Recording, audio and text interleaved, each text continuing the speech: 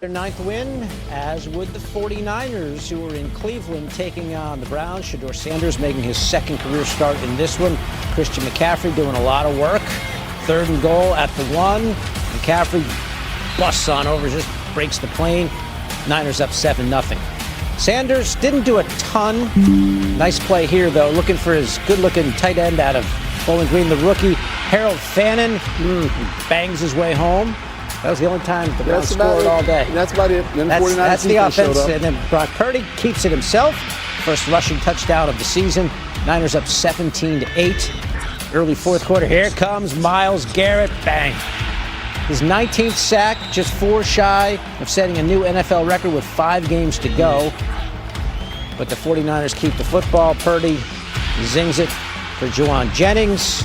Purdy threw 3 picks last week, none this week. Kimberly Martin spoke with George Kittle afterward.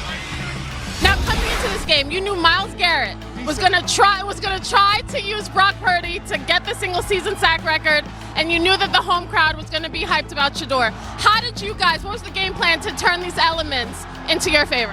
First, it was these guys. Our fans were fantastic today. They have an excellent defense, right? So we decided to stay on the field, let our defense rest, not let them own the time of possession, which they kind of did for the first half.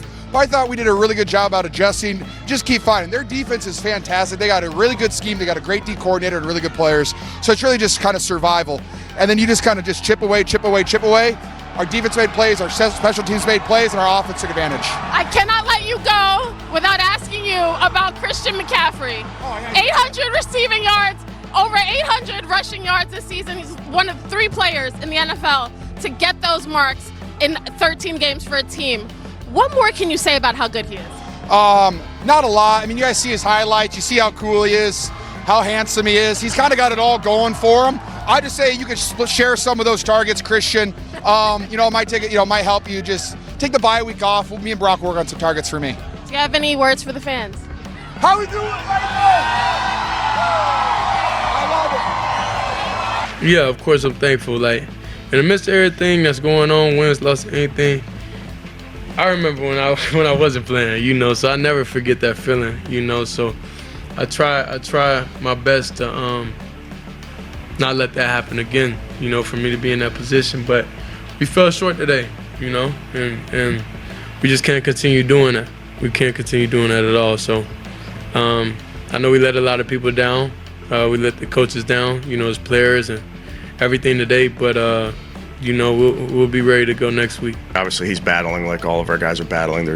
I know there's plays he wants back, but we'll look at it. We'll correct it. Will you start him next week? Yes. I love where we're at right now. I believe we'd be in the playoffs today if it started, and we got 4 more games left to make sure we continue that. It's been a long wait for a bye week. I've never had one this late. I don't know anyone on our team who has. It's finally here, mentally and physically. It'll be awesome to rest and then be able to come back from that with 4 games to play for a chance to get in the playoffs is everything we could ask for. Testing moment in that game. Browns D lineman Malik Collins, a former 49er, gets hurt, needed to be carted off. Obvious concern for Collins, but while that's happening, Jauan Jennings starts jawing with some Browns defenders who didn't take it well that Jennings was doing that when their teammate and Jennings' former teammate was hurt. Here's what Shelby Harris had to say about Jennings afterward. When Malik was down, it looked like there was some talking. Yeah, he's a hoe, and I want that known. Like, I see why he got punched in the nuts, because he says some things that you should not say to another man ever, but I don't respect it because you say that, then run behind your O-line. That's some real soft and I want that known. I see exactly why they punched the nuts. I'm surprised nobody punched him in the jaw yet. He had a lot to say that was demeaning and disparaging towards some of our players, and I was just trying to separate everybody. And I tried to go up and ask for what the problem was, and then he started coming at me. And some guys just roll like that. I don't feel like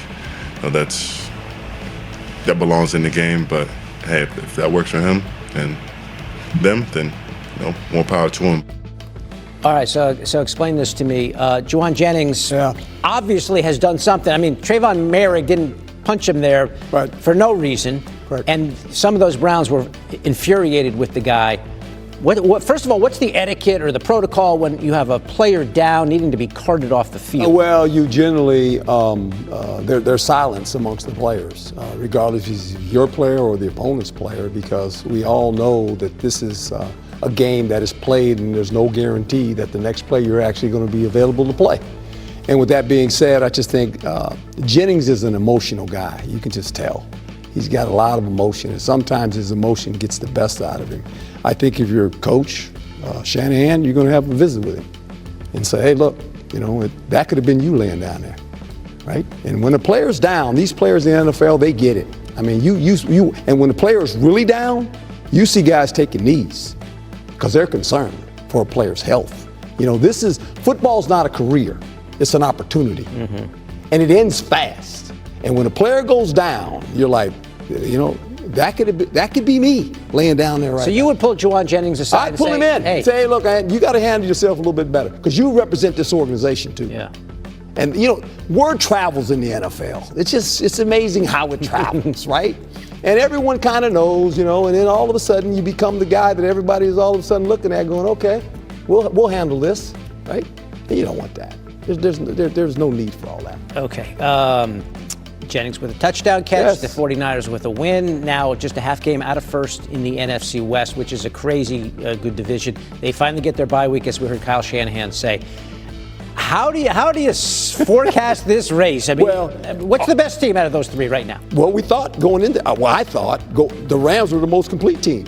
But right now, the 49ers are probably the team with all the energy, and they're headed in the right direction. They're on a nice little run right now, the 49ers. And there's three teams in this division with 9 wins. Rams, Seattle, and 49ers. All three of them have playoff potential. Can they all get in? It'd be interesting to see. It looks like they're all going to get in, frankly. I mean, at this point in the season, 5 games to go, it looks like they're all going to make it. The number's generally 10, right?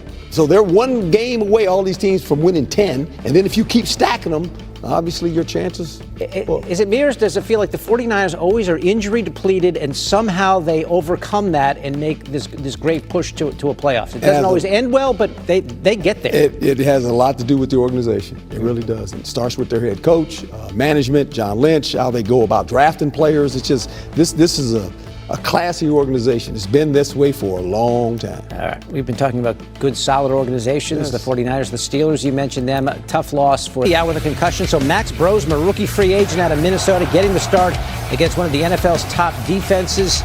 Tough assignment here, Herm. Yeah, very tough. And this is just a bad play by a rookie. He chucks it, and what do you call it?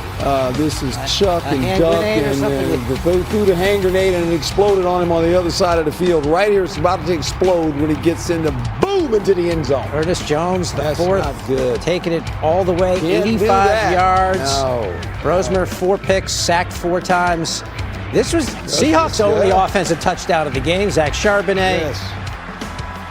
Getting in for the score. Seattle wins 26-0. Here's Jackson Smith and Jigba afterwards. Man, great. The best in the world. Happy to have those guys. Front line to linebackers to the DBs, man, they played a great game. They led us, and we're super happy to, have them have the best defense in the world. Yeah, it's awesome. What took you What were they doing anything to you today? I mean, obviously you kind of held your season low numbers and everything. Were they doing anything, or was it just hard to get the ball to you? Yeah, Coach Flores does a great job mixing up looks, and we're just taking what they give us, and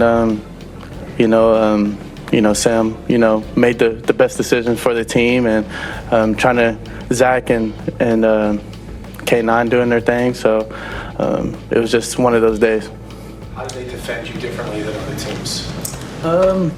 A lot of zone looks, a lot of cloud coverage, a lot of help over there, towards my side, which is fine. That's the name of the game. Other